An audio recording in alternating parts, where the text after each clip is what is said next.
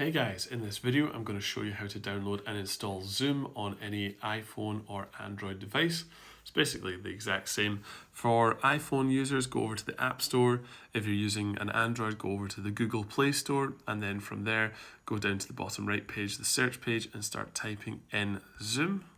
Press search, and then it basically comes up the first organic link. The first link is an advertisement, but the first organic links should be Zoom Workplace. As I've downloaded this before, it does not say the word get, but it has this cloud icon with a download or a downwards pointing arrow. This is the download button. Either press get or this button right here, and then that will start downloading all the files onto your iPhone or Android device. As this is quite a big file size, I will come back once it has fully downloaded. So guys, we can see that Zoom has fully downloaded on this device. App Store gives us the option to open the app from within the App Store, so press the open button.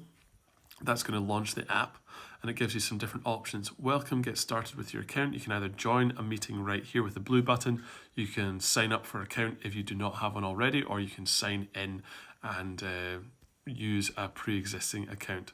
So guys, if this video has been helpful, please like the video and subscribe to the My Tech Mastery YouTube channel. Thanks very much.